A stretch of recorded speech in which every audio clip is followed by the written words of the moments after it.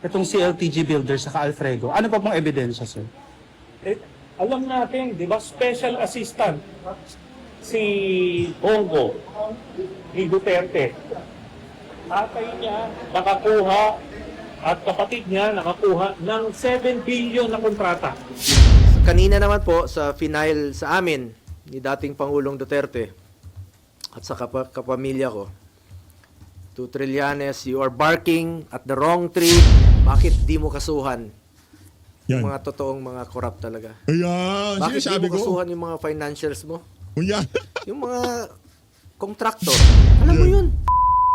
At dahil yung press con na yan, itong si Senator Christopher Bongo, ang ating pag-uusapan dito sa video na to, batiin ho muna natin ng mabilisan ng ating idolo na si Pambansang Dalaga. Best wishes, madam ha. Ay mali, happy birthday pala. Sorry. Best wishes tuloy. Mali. Palakpakan ho muna natin. Kaarawan ho ngayong araw. Nitong si Pambansang Dalaga. Mali. Best wishes yung masabi ko. Happy birthday pala. Oh, punta ho kayo dyan sa kanyang YouTube channel. Batiin nyo ho siya ng maligayang kaarawan. Kung gusto nyo best wishes, wala naman ho problema yan. Lagay ko lang ho yan dyan. Habang pinag-uusapan ho natin ang mga sagot nitong si Senator Christopher Bongo. Kaugnay nga doon sa paghahatid ng sandangukal na dokumento nitong si Trillanes dyan sa ombudsman. Lang niya talaga itong si Trillanes na to. Zoom ho natin yung mga dokumento. Anak ng Petrang Garapata, ang dami niyang tulak-tulak. Magkakamukha naman yung cover page. Ba't di ka na lang gumawa ng isang kopya? Tapos pagka binuklat mo, wala naman palang laman. Strategiya ho nila yan mga kababayan para magmukhang legitimo yung kanilang mga reklamo. Pero bago ho yan, isang like at isang subscribe. Masaya na ho tayo dyan. At sa mga gusto sumali sa ating community, yung join button nandyan lang ho sa baba. At sa mga nahihirapang mag-subscribe, mapahanggang sa ngayong mga panahon na to, scan nyo lang ho yung QR code na yan at kayo na ho pinakaunang makakita sa ating mga reaction video. Rekta ho tayo dito sa ambush interview nito si Trililing. Pambihira, target ho nila itong number 1 senator last election.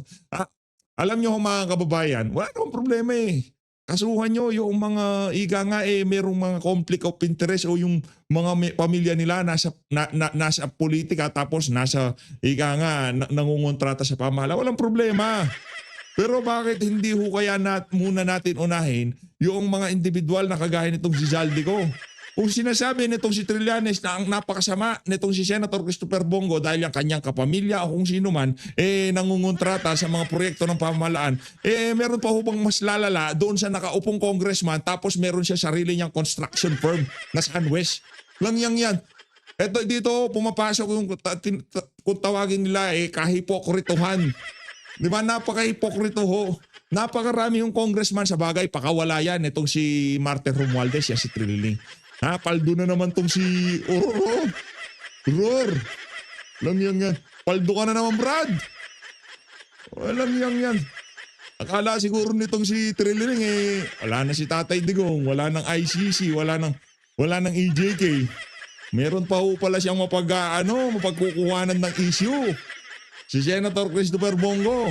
Senator Bato de la Rosa, umanda-handa ka na dahil isusunod ka na ng asong urur na yan. Ito, rekta ho tayo dito kay Trililing. Tayo ng under case laban kay Duterte, Nako. kay Bongo, Nako. sa tatay ni Bongo at sa Nako kapatid po. niya. Ito ay tungkol sa 7 billion pesos worth na infrastructure projects na inaward nila Bongo at Duterte doon sa tatay at kapatid ni Bongo. Hiyang-hiya naman ako dito kay Rods Gutierrez. Hiyang-hiya naman ako dito kay Zaldico. Walang hiyang-yan. Inaward dito sa magulang, sa kapatid ni Bongo. Yun, kongresista na, kontratista pa. Hiyang-hiya naman ako dito kay Dong Gonzales. Hiyang-hiya naman ako dito kay Gerdiola. Hiyang-hiya naman. Wala namang problema. Imbestigan nyo si Senator Christopher Bongo. Wala ako tayong issue dyan. By all means, lahat ng nasa pamahalaan, imbestigan nyo. Kaya siguraduhin nyo, dyan sa pag-iimbestiga na yan, hindi kayong magmukhang mga urur, di ba? Ano na Petrang Garapata, ba't gigil na gigil kay Senator Christopher Bongo? Bakit? Dahil siya nakikita nyo, magiging buti pa ka kayo Mga bangag talaga kayo. Advance yung mag-isip. Sinisiraan ho nila si Senator Christopher Bongo kasi siya ang number 1 senator last election. Pagka kasi ho sa ika nga midterm election, pagka kayo ang number one senator, malamang sa malamang, kayo ang malamang sa malamang, pagkadating ng presidential election, kung aling partido man yan, kukunin ho nila kayo. Pero dahil alam nila solidong itong prinsipyo ng mama na to nakalinya sa mga Duterte, hindi nila kayang bilhin. Kaya ang gagawin nila, dahil siguradong mananalo ng pagka Vice President mananalo yan si Senator Christopher Bongo, kahit sinong piliin itong si VP Sara, susuportahan natin yan. Si Senator Rodante Marcoleta, Senator Christopher Bongo, Senator, wala ho tayong sisinuin dyan. Ika nga, kung sinong piliin ni VP, siya ang ating susuportahan dito sa PH Update. Pero dahil nga mga advance mag-isip ang mga nasa pamahalaan ngayong mga panahon na to, ngayon pa lang ginigiba na nila ang number 1 senator. Ang senator na ang bisyo ay magserbisyo. Ang senator na wala nang inisip kung hindi kalusugan ng ating mga kababayan. Ang senator na merong utak dyan sa Malasakit Center na yan. Kahit ano pang paninira ang sabihin dito kay Senator Christopher Bongo, hindi pa rin ho natin mababago ang katotohanan na napakaraming natulungan ng ideya ng mama na yan. Walang problema. Hindi niya pera yung ginagasta sa mga programa na yan. Pero yung merong utak na nagtulak sa mga inisyatiba na yan, napakalaking bagay ho niyan mga kababayan. Kahit may pera pa, kung walang inisyatiba, kung walang utak, kung walang sinseridad, kung walang inisyatiba, wala akong mangyayari sa bansa na to. Marami tayong naririnig-rinigan, pero dahil nga ginigiba itong mama, syempre, tayo naman wag ho tayong magpakasangkapan sa mga naratibo na itong walang hiyang administrasyon na to. Yan. Ay, mali. At ito ay bawal covered dito sa plunder law. Yan. Okay, 7 billion pesos ito. Yan. At nagsimula ito ng mayor. Ganyang kakapal na dokumento. Ngayon pala front page lang, wala naman lang laman no. Dapat Brad, nito mo, binulat-lat mo. Pa si Duterte ang ganyan presidente. Kaya alam naman natin na magkadugtong ang bituan ni Bongo at Duterte. Kaya hindi niya pwedeng ipagkaila na hindi na influensyahan ito. Tapos, nung senador na si Bongo, ganun din. Kahit na senador ka, siya pa rin ang nag-a-act as the alter ego of talagang siya pa rin yung special assistant. Kaya ito ay maliwanag na violation sa ating batas at kaya natin siya nakaswat. Ito hong mga reklamo na to ni Asong Urur. Ano ho yan panahon pa nung mayor si dating Pangulo Ruto, base sa kanya. Ito mga kababayan, saldi ko. Di ba? Ngayong mga panahon na to, merong SunWest. Yung SunWest na yan, maraming kalansay sa aparador yan. Merong mga laptop, merong flood control, merong mga daan, merong mga eskwelahan. Di ba? Marami yung ika nga pananagutan niya ang SunWest na yan. Kaya tayo ay nakukornihan. Bakit nyo inuuna itong si Senator Christopher Bongo? Hindi ho natin sila pipigilan. Walang problema Wala namang problema. Kahit si Senator Christopher Bato, Senator Rodante Marcoleta, imbestigahan nyo lahat. Siraan nyo lahat. Pero siguraduhin nyo, itong ika nga sukdulan na pagnanakaw na nangyari ngayong mga panahon na to, siya munang unahin nyo. Walang problema pagkatapos ito, kulong na si Martin Romualdez, kulong na itong si Zaldico, kulong na itong si Marcos Jr., yung lahat ng palsipigado dito sa administrasyon na to. Saka natin pag-usapan nyo, wala nang problema. Accountability, transparency. Kung mga meron sapat na ebidensya, pagka yung mga kikilati sa mga ebidensya, yung mga walang kabayas-bayas, at sinabi nila may pananagutan itong si Senator Christopher Bongo, walang problema doon. Pero kung ang sisiyasat dyan sa mga dokumento na yan, yung si Bonchi, malaki problema natin dyan. Ebidensya natin. Para makita. Tol, baba mo, hanggang ganyan. Masyado naman kayo huwag nyo naman suluhin. Ito ay mga kontrata mismo galing sa DPWH. Ito po ay nakuha ko nung ako po ay senador pa. Tapos dinagdagan namin nung iba pa pang dokumento nung natapos na ako sa pagkasenador. Bawal po ito. Di ba? Hindi mo pwedeng bigyan ng kontrata yung tatay at kapatid mo. Ang nakalagay sa ating batas, ang fourth degree of consanguinity and affinity. Pero ito, first degree ito. Tatay ito at kapatid. At hindi niya pwedeng sabihin na hindi niya mapipili kamag-anak niya. Kasi hindi ito basta-basta kamag-anak. Kapatid at tatay ito. Tapos, halos 200 contracts ito. Sa City Hall ng Davao hanggang sa nung sila ay presidente na. So, yun.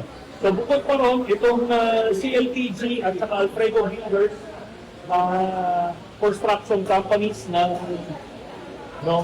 tatay at kapatid ni Bongo, undercapitalized ito, hindi sila pwede magkaroon ng mga proyekto ng mga daang-daang milyon. So ang ginawa nila, nagsisircumvent. Ang problema dito, Brad, hindi mo na dapat ang sagot diyan pinasa na natin yung mga dokumento diyan sa ombudsman. Ang reklamo lang namin dito itong si Senator Christopher Bongo at yung kanyang mga kamag-anak. Pero hayaan na muna nating umusad ang proseso, pero eto na yung mga dokumento ipapasa na natin. Hindi mo na ako makakapagbigay ngayon ng na ay sa bagay demolition job pala to. So, akala ko kung lihitin mo ganun ang kartada, ganun ang pagsalansan dyan sa issue. Pero pagka demolition job, ikaw na mismo, meron ka ng conclusion dyan sa mga dokumentong ipinapasa mo. Ika nga, ikaw na complainant, ikaw na korte, o ikaw na rin magpakulong. Ikaw na manghuli. Sila ng ating batas by having joint ventures with yung mga AAA licenses. Oh. Okay? So, bukod doon, bukod sa undercapitalized, ay may license lang ng mga panahon na yun at kaya sila nag-joint venture. Tapos, nakita rin tayo, sinama natin dyan sa ating mga distribute sa media, 5 kontrata nila na malalaki na aabot ng mahigit 800 million pesos doon sa Vizcaya. Kaya yung sinasabi ni Bongo na hindi niya kilala yung mga Vizcaya, may joint venture yung ating kapatid niya. Tapos, paano nagkakilala itong mga ito? Diba? So yan yung mga problema ni Bongo na harapin niya pag naisampan ko. Sir, si former President Duterte, bakit kasama din dito sa kaso? Dahil siya yung principal. Ang nangyari dito, nung mayor pa si Duterte, executive assistant si Bongo. Maaaring iniisip nila na hindi naman kilala itong tatay at kapatid ni Bongo that time. Pero eventually, nung nagpresidente na, nakita natin si Bongo, nakilala natin si Bongo. At halos isang tao sila. So ang pumipirma, ang nag-a-approve ay itong si Duterte, pero nasa likod nga itong si Bongo. Sir, so simula pa ng alkalde si Duterte, itong kaso na to hanggang dun sa mabuo yung 7 billion na yan. Yes. Pambira naman. Ito naman si Trililing, masyadong komedyante. Saan mo galing mga dokumento? Saan mo galing yung mga dokumento na yan? Mayor pa si Tatay Digong? Sigurado ka? Balita ko, noong mga panahon na yan, liniligawan mo si Tatay Digong para maging vice presidente ka niya. Ganyan kasupot yung mama na yan. Anong hindi siya napagbigyan, nag-iiyak. Binanatan si Tatay Digong sa social media at mainstream media. Uror na uror talaga, alam yan yun. Simula ito noong 2018 hanggang present. Nagkakasupot ka. At hindi ito sana lang. Halos 200 contracts ito. Sir, bukod sa mga kontrata, ano pa pong pruweba natin to prove po na may connivance, collusion, na meron pong pinaburan talaga itong CLTG Builders sa Alfredo? Ano pa pong ebidensya, sir? Alam natin, di ba, special assistant si Bongo ni Duterte. tatay niya nakakuha at kapatid niya nakakuha ng 7 billion na kontrata. Kumbaga, hindi na ito mahirapan. Di ba ang issue ngayon, sino ang politikong nasa likod ni Diskaya? Di ba? Sinasabi nila, sino yung politikong nasa likod? Darating tayo dyan, ha? Kasi makikita nyo rin kung sino yung nasa likod dyan. Pero, Sino? Sino ang sa likod ka? Duterte? Ba't nagpa-blind item ka ba? Si Raulo ka ba, ha? Nagpa-blind item ka ba? Dutertehin mo na! Huwag ka na maya! ito hindi mo na kailangan malaman kung sino yung nasa likod kasi atay at kapatid mismo. That is how the plunder law was defined. Pag nagbenepisyo ka illegally sa mga and through a series of acts. So, ito, pati pamilya mo, kasama ka. So, pinadadagdagan ba yung mga masasapa ng kaso? Ngayon binabanggit lang natin si Duterte, si Senador Bongo, yung tatay at kapatid. Meron bang mga additional DPWH officials o iba pa? Si Basaray, sama mo na rin! Si Kong Pulong! Si Mayor Baste, lahat na isala nyo na! Anak na to, wala ng problema yan eh. Dahil, Brad, ito sinisigurado ko sa'yo, Trililing. Langang asong juror ka. Pagka si BP naging presidente, sa bagay, sa dami ng pera mo ngayong mga panahon na to, sigurado at sigurado, makakapagtago ka. Pa? Yung DPWH officials dito, yan na yung makukuha na testigo ng yan na yung makukuha na testigo ng ombudsman. So ito yung pagkakataon nila. Kung hindi sila mag-cooperate, sila ang makakasuhan.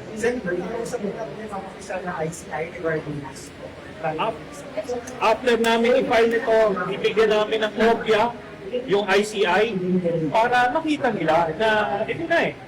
Di ba? Ito, diretso talaga ito. Tatay at kapatid. Binigyan mo ng billion-billion na kontrata. While you were in power, covered nila yon. Kasi ganito yan. Nung hindi naman natin yung sinasabi niya, pag yung kamag-anak mo may negosyo, hindi natin pinipigil. Tama yun. Pero dapat dun sa sinasakupan mo, hindi sila pwede magnegosyo.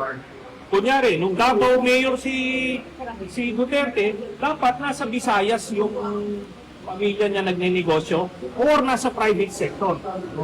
Paano kung itong si Senator Christopher Bongo, hindi pa mayor itong si dating Pangulong Rodrigo Duterte, mga negosyante na sila sa Davao. Di ko pinagtatanggol dito si Senator Christopher Bongo ha, pero yung mga nabalitaan ho natin nung pumasyal tayo dyan, ito daw ang pamilya ni Senator Christopher Bongo, matagal na panahon. Mga negosyante na ho sila sa Davao. Ano yun? Mga negosyante sila, 19 kopong-kopong pa, naging mayor lang tong si Digong, titigil sila. Ano ka, meron kasaltik sa utak, ganon? Kung presidente na siya, hindi pwedeng ang sakop na nila buong Pilipinas eh. Dapat sinabihan niya yung tatay niya at kapatid niya na bawal yan, doon kayo sa private sector magnegosyo. Ganun lang kasimple yun. Sir, ang Supreme Court kasi may requirement na dapat may main plunderer. Isa sa 26 ng Supreme Court. Ngayon no, may? Requirement po na main plunderer para makasecure ng conviction. Sino po ang main plunderer dito po sa ating? Si Bongo. Si Bongo. Kasi siya yung central figure dun sa tatay at kapatid. Tapos yung kanyang relationship with Duterte enabled this thing to happen. Sir, this is a refiling po, sir, no? This is a refiling kasi yung original na DOJ ombudsman, DOJ complaint na-dismiss, sir, according to your complaint. So, gaano po kayo confident that this will prosper this time around, sir? Okay, yung SILCOC, kaya nga doon ko final to sa DOJ dati for case build-up, no? Kasi alam kong protektado siya dito sa ombudsman nung iba pa yung ombudsman. Ang ginawa nung dating Prosecutor General against the order nung Secretary of Justice, sinubmit niya dito. And that eventually led to his dismissal or relief doon sa position niya. Kaya anong ginawa rito? Hindi inimbisigahan. Not even a day or an hour was devoted in investigating it. Talagang binaon nila. Pero without prejudice yan, nagkaroon pa tayo ng pagkakataon, dagdagan yung una nating kunay. Okay, so ito yung nag-file tayo. O yun na nga mga kababayan, siyempre, anuin ho natin yan. Pakinggan naman ho natin ang sagot ng ating Vice President sa 2028, itong si Senator Christopher Bongo. Palakpakan. Yan. Hindi ko kasi pwedeng, walang problema, imbestigan nyo si Senator Christopher Bongo, pero sa pag-iimbestigan nyo na yan, siguraduhin nyo na yung mga kasong, meron din kayong kasong mga sinasampa dito sa kay Izaldico, sa Sunwest, kay Garjola, kay Don Gonzales. Kung sinasabi yung conflict of interest yan, si Don Gonzales, congressman ng distrito Tresera, ika nga, ng Pampanga. Ngayon, yung pamilya niya, na ano naman yan, yung anak niya, talagang, yung ano niya, yung engineer niyang anak, di ba? Sila na mismo nagsabi ng mga kontraktor sila, gumagawa sila ng mga infrastruktura. Di ba? Hindi ho ba conflict of interest yun? Problema dyan eh. Hindi pa ninira yan ha. Interview yan ng anak niya. Pinagmamalaki pa nila na kesyo. Bago pa pumasok sa politika yung tatay niya, talagang yan na trabaho nila. Kasi engineer nga yan si Dong. Ba't di natin unahin yung mga yan? Ba't si Senator Christopher Bongo? Walang problema kung gusto nyo imbestigahan, pero huwag kayong magpahalata na demolition job yung pag-iimbestiga na ginagawa nyo. Sengo, game na. Game na, Sengo. Kala nitong mga to makakaisa sila ha.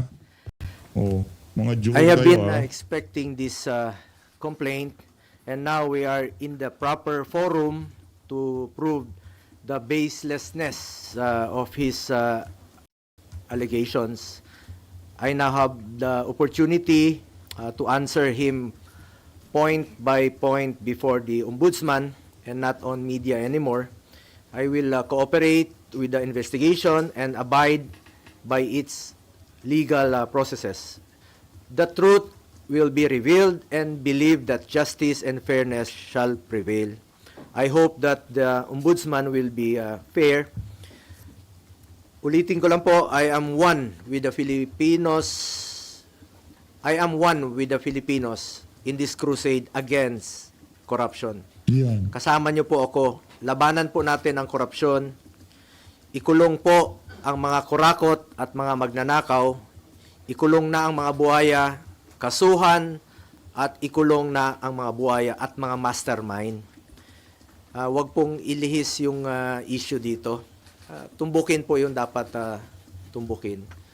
Napapansin ko parang naiba na po ang narrative. Parang meron ng script, no? Na sinusunod o playbook. As a Filipino, I am urging the ICI, the Ombudsman, and the DPWH to seek the truth. Tumbukin lang po yung katotohanan. Maniwala kayo o sa hindi, pag nagkamali kayo dyan, mas gugulo po ang bayan. Magulo na po ngayon, mas gugulo po ang bayan. Magagalit po ang tao niyan. Correct. Magulo talaga ito. Magulo yan. Pagka hindi ho nila nabigyan ng magandang katapusan tong issue to, magkakagulo Pilipinas. Hindi tayo nagkikaya kasi base sa nakikita natin, yung ating mga kababayan galit na sa mga kabuktutan nitong administrasyon na to. Pakiusap ko lang po muli. Tumbukin lang po yung katotohanan. Seek Tumbukin the lang truth, katotohanan. Yan. not the script. If there's any. Ito ay isa po itong diversionary tactic para ilihis ang atensyon ng taong bayan sa tunay na mga issue. Klaro naman eh. Kahapon nga lang, nabanggit ni former Governor Chavit Singson, another diversionary tactic. Ang talamak po ngayon na korupsyon, talamak ang korupsyon ngayon sa kasalukuyang gobyerno. At ang dapat talagang panagutin, ang totoong issue. Ano bang totoong issue ngayon? Di ba ang flood control scandal? Mga ghost projects, mga anomalous projects, mga substandard projects. Yun naman po ang issue ngayon eh. Huwag tayong lumihis sa katotohanan. Napapansin ko talagang merong gumugulo eh. Merong nasa likod nito na ginugulo lang po yung katotohanan.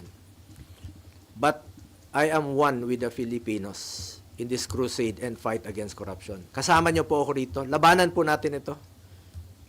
Kulong po natin ang mga kurakot at mga Yan. magnanakaw. Hmm.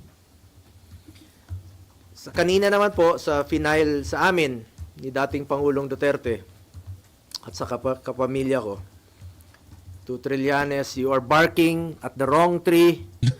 Kung seryoso Oh, you're barking at the... Tanungin ko sa inyo, yung mga asong nasisiraan ng bait, anong ginagawa nila? Di ba naglalakad ka lang, kinakagat ka nila? Oh. Yan, ganyan yan. You're barking at the wrong tree, trililing. Oh, asong urur nga eh. Kaya kung ako dito kay Trililing, oh, ayusin niya yung mga ano niya, yung mga banat-banat niya na ganyan. Hindi pwede yan. Hindi, walang kargada yan sa sambayan ng Pilipino yung sinasabi ko. Sa ayaw mo sa hindi, number 1 senator pa rin niya si Sengo noong midterm election. Ngayon, kahit magpa-survey tayo ngayon, tanungin natin ang ating mga kababayan, sinong buboto nila kung kasama ang pangalan nila ng mamana yan sa pagka-vice president. 100%. Ika nga mas pipiliin nila itong mama na to. Bakit? Kasi merong malasakit. Hindi yung malasakit center, hindi yun. Merong sinserong malasakit sa sambayan ng Pilipino. ka talaga, bakit Hindi ko ano yan. Hindi ko pakinamit yan ni minsan. Kasabihin nyo, pinagtatanggol nyo kasi tropa nyo yan, yung mga Duterte support. Hindi. Kahit lalo na yung mga kababayan nating humaharap sa mga matitinding hamon ng buhay, yung mga nasa hospital. Nako, sinasabi ko sa inyo, makikipagbalagbagan sila dyan sa mama na yan. May pera, mayaman ang pamahalaan, kaso ninanakaw lang. Pagpalagay na natin, hindi niya pera yung ginagamit dyan sa malasakit center na yan. Pero kung wala yung utak ni Bongo, hindi naman magmamaterialize yung malasakit center na yan. Tao kayo mga kababayan, walang malasakit center kung wala si Senator Christopher Bongo. Tapos ang usapan, I rest my case, Your Honor. Oh, sabihin nyo, ano pilil? Wala yan. Kinonsolidate sa isang lugar, doon ka na lang. Kasi meron ngang malasakit, ayaw na magpahirap. O hindi ka makakakana dito, asong juror. You're barking at the wrong tree. mo, bakit di mo kasuhan Yan. yung mga totoong mga corrupt talaga? Ayan, Bakit di sinasabi mo ko. kasuhan yung mga financials mo? O yan. Yung mga contractor. Alam mo yun. Oh, Alam mo yun. yan. Kita mo na. Nakailang buwan na tayo dito sa pagdidinig sa Senado. Oh. Ilang hearings na po. Lumalabas naman yung totoo. Sino yung mga contractor, contractor. Contractor. Yung talagang yan. may-ari. Sila mismo yung may kontrata. Hmm. Sila yung mismong kumikita. Sila yung contractor. Sila pa yung congressman. Sila yung habulin mo, Trillanes. Ayaw mong habulin dahil financer mo nga. Tama yung sinabi ni Senator Bato noon na may mga financer ka. Baka nga yung ginamit mong pondong yon nanggaling pa sa flood control. Yung pag-imbestiga mo noon kay dating Pangulong Duterte, maaaring galing pa yun sa flood control. Huwag kang magmalinis dito. Huwag mong ilihis ang totoong issue. Yan. Dito lang tayo sa katotohanan. Seek the truth, not the script, not the playbook. Nasa na yung mga dapat kasuhan sa issue ng flood control? Nasa na? Bakit walang mga pinangalanan na malalaking tao? Hmm. Yung mga buhaya, ba't pilit yung pinagtatakpan? Yung totoong issue rito, flood control at ghost projects. Nasa na po? Kaya nakikiusap po ako sa ICI, sa Ombudsman, sa DPWH. Kasuhan niyo yung mga malalaking tao. Yung sangkot sa flood control. Yung sangkot dito sa mga ghost projects. Inaantay po ng tao. Pag inilihis niyo po ang katotohanan, magulo po ito. Magulo po ito. At isa po itong lumang tugtugin mula sa lumang script. Recycled na po yung mga issue. Pilit binubuhay para lang mapinturahan po ako ng maitim Para siya po ang magmukhang maputi. My conscience is clear. Unlike him, panlabas o panloob, pati konsensya niya madumi. Nako, sakit niyan. Ano kasi yan, tagpi. Alam mo yung mga tagpi? Yung Dalmatian. Dalmatian yan. Kawawa naman yung mga Dalmatian kung ihalin tulad natin kay Trillanes. Hindi, kasi ayokong ano to eh. Hindi siya aso. Isa siyang hyenas. Isa siyang aas. Hindi kasi yung yung mga aso man's best friend yan di ba? Ano yan hindi yan nangangagat, di nangangagat yan Pagka yan pinakain mo talagang hindi ka kakagatin yan. Ano yan, kumbaga faithful yung mga hayop na yan. Pero itong hayop na to, hindi natin malaman. Buhaya yan, buhaya. Kahit ano pang pakain mo sa kanya, sigurado sasagpangin at sasagpangin ka. Yan si Trililing, isang buhaya. Ang layunin niya ay proteksyonan lang po ang kanyang mga financer at mga nasa likod ng black propaganda na ito. Ang dapat kasuhan ay ang mga financiers kasi sila po yung totoong mga nagnakaw. Hindi po ako magnanakaw. Hindi po ako kontraktor. Senador po ako na nagsiservisyo lang po sa ating mga kababayang Pilipino. At may delikadesa po ako. Yung prinsipyo ko po sa buhay, yan lang po ang pwede kong pangalagaan sa ngayon. Pangalan ko po at hindi ko sasayangin yan. Kesa sayangin natin dito sa walang kwentang paninira, tatrabaho na lang po ako. Serbisyo, pagmamalasakit at sipag po ang pwede kong ialay sa ating mga kababayang Pilipino. Tingnan nyo lang po kung hindi ba recycled ito. Rehash. Rehash yan, rehash. 2018, Oh. September of 2018. Bago yung halalan, no? Bago pa ako nag-file. Unang tumakbo bilang senador. Nag-ingay na siya noon. Siniraan na niya ako. Siya pang senador noon, no? Ako hindi pa. Kandidato pa lang. Same issue. Same issue. Nung 2021, akala naman niya natatakbo ako. Same issue. July of 2021. Last year, nung ako po'y patakbo muli for re-election, July 6 of 2024. Same issue. The same. Yung Same suot issue. ngayon, ay araw na ito. Ito, July of 2024, last year po ito. Last year yan. Yung suot niyang polo, Oh. pareho pa rin ng kulay ng suot niya ngayon. Hoy! Trililing! Sundalong rice! Kaya ka Rehash pa rin, pati polo Rehash, niya, rehash rehash. pa rin. Ginamit muli. Yun pa rin ang ginamit niyang paninira sa akin. Para siya ang pumuti. Nagpolo na nga siya ng puti para pumuti kunwari. Pero yung kanyang hangarin ay napaka dumi. Alam nyo,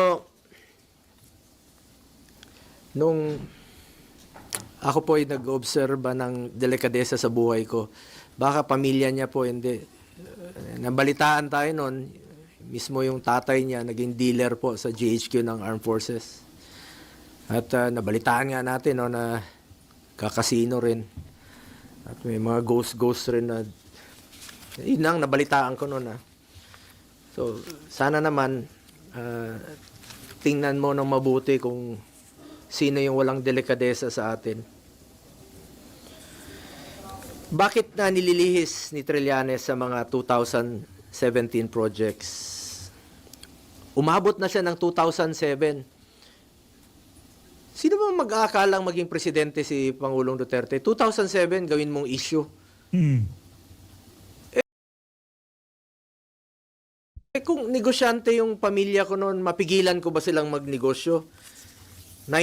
Wala pa ako sa mundong ito. 70s pa lang may negosyo na po ang pamilya ko. Mayaman ho. Lahat tayo, lahat ng Siguro mayaman ho. Mga tesoro. Hindi ho dahil sinabi yan ni Tatay Digong. Nagpunta ho tayo dyan Kilala si Senator Christopher Bongo. yung pamilya niya dyan sa Davao, talagang kilalang mayaman. Hindi pa siya assistant ni Tatay Digong. Bilyonaryo na yung mga yan. Siguro mga mayaman na lang, ganun. Mayaman na ho talaga yung mga yan. Wala pa sa politika yung Sengo. Kaya yung pagyaman nila tapos biglang ikakabit dahil naging politiko itong siya. Parang hindi mali naman ho ata yun. Sundalong kanin ka, tapos wala ka ng pirming pinanggagalingan ng ika nga kita, tapos ganyan, sobrang yaman mo pa, meron tayong problema. Lahat tayo may kamag-anak na negosyante. 1993, may negosyo sila. Wala pa po ako kay Mayor Rodrigo Duterte noon, may negosyo na sila. Pero nung 1998, at isa po sa aking naging kondisyon, nung nagtrabaho po ako kay Mayor Duterte, sabi ko, pag pumasok po ng City Hall, yung kamag-anak ko, I will resign. Ayaw ko po magnegosyo sila sa City Hall dahil I observe delikadesa at ayaw ko po ng conflict of interest. Nung naging presidente siya, 2016, dala-dala ko po ito. Hindi po sila nakakapasok ng Malacanang. Hindi po ako pumapayag. Nakialam ba ako sa negosyo nila? Hindi. Nakinabang ba ako? Hindi. At binigyan ko ba sila ng pabor for government contracts? Hindi po. Because I observed delikadesa at hindi po sila nakakalapit sa akin, hindi ko naman po mapili ang kamag-anak ko. Lahat dinadamay na nga ngayon. Baka sa susunod, lolo ko na idamay nila. Hindi ko po mapili ang kamag-anak ko. Hindi to titigil si Trillanes. Sabi ko nga, taon-taon niyang gagawin yan. Hindi yan titigil hanggat palitan ko siguro ang aking kamag-anak o kunin ng Panginoon ang aking mga kamag-anak. Hindi na titigil yan. At paulit-ulit na magiging issue niyan. Pero importante rito, magkakaroon po ako ng pagkakataon na sagutin po ito. Dahil ako mismo, hindi po ako papayag na magninegosyo po ang aking pamilya sa gobyerno. At hindi po ako bibigay ng pabor sa kanila. Hindi lang natin mapigilan kung sino sa ating mga kamag-anak ang magninegosyo. As long as wala akong ginawa na bigyan sila ng pabor at hindi po ako nakinabang at hindi ko po ginamit ang aking posisyon para mabigyan po ng pabor ang aking pamilya. Ginamit ko lang po ang aking posisyon sa pagsiservisyo, pagmamalasakit at pagtulong po sa ating mga kababayang Pilipino. Malinis po ang aking konsensya mula noon hanggang ngayon. May delikadesa po ako. Yan po ang pwede kong pangalagaan at ipagmalaki sa inyo ang aking pangalan po. At isang probinsyano lamang po ako. Hindi ko po sasayangin yung tiwalang binigay nyo sa akin. Hindi po ako korap. At ako po'y taus-pusong nagsiservisyo lamang sa ating mga kababayang Pilipino. Kaya pakiusap ko lang po, ang issue po dito ay ang corruption sa gobyerno. Ang issue po dito ang flood control. Ang issue po dito anomalous projects. Ang issue po dito ghost projects. Yan. Nasaan na po yung dapat panagutin? Inaantay po ng ating mga kababayan. Ayoko na pong aksayahin yung panahon. Sayang yung oras natin dito. Sana makapagtrabaho na tayo. Mas mahalaga sa akin ang trabaho, ang serbisyo at ang kapakanan ng mga Pilipino. Alam naman po ng taong bayan kung sino po yung nagtatrabaho at alam po ng taong bayan kung sino po yung nagsasabi ng totoo. Ako, sipag, more serbisyo at malasakit ang pagtutuunan ko ng pansin. Yan. Simula Focus lang, noon focus hanggang lang. ngayon, yan naman po ang aking ginagawa. Sen ba to? Sen, go. Focus lang. Nasa likod mo sa bayan ng Pilipino. Sigurado ko pagka tumakbo ka ng Vice President, mananalo ka sa ayot sa gusto niya. Parang ano yan. Ako na nagsasabi sa inyo. Hindi natin laging ika nga tinatalakay dito si Senator Christopher Bongo. Diba? Kasi ika nga, yan si Sengo, hindi niya trip yung showbiz sa politika. ang bisyo niya ay magserbisyo. Nandun lang siya sa gilid, tahimik siya, naasikaso niya kung ano yung mga pangangailangan dyan sa Malasakit Center. Yun lang talaga. Sino ba ang walang pambayad ng bill? Siya nang unahin natin. Ganyan lang yan. Pero yung politika, walang pakialam sa politika yan. Ika nga, pagka panahon ng kampanya, mga kampanya siya. O ngayon, pagka nanalo siya, dinanalo siya. Pero ang sinisigurado ko dito, gusto natin si Senator Rodante Marcoleta na maging Vice President. Ano ho yan? 100% gusto natin yan. Pero yung solidong tandem talaga, kahit sino kung tanongin nyo, solidong tandem na ika nga number 1 senator at napakainit na presidential candidate. Pag pinag-combine mo yan, naku yari. Pag nag-fusion yan, tapos sa usapan, di ba? Ang kailangan nun natin dito mga kababayan, makuha ang dalawang pinakamataas na pwesto sa pamahalaan sa 2028. Okay? Ang plano nitong si Marcos Jr., ibibigay na talaga, kung sa worst case scenario to pagka hindi nila na-impeach, hindi nila napakulong si VP, ibibigay nila kay VP pagiging presidente, magpapapasok sila ng vice president, saka naman ho nila i-impeach. Sa bagay, ngayong mga presidente sila, hindi nila ma-impeach si VP, paano na lang pagka naging presidente pa siya? wala ko talaga silang lusot. Kahit ika nga, iba ang magiging vice president, kahit hindi itong si Sengo, sigurado wala akong ika nga kapalaran itong administrasyon ito. Kung ano man ang pinaplano nila, manatiling plano na lang yan forever. At alam po ng Pilipino kung sino yung nagsiservisyo at nagtatrabaho. Nasa Pilipino na po yan kung kanino po kayo maniwala.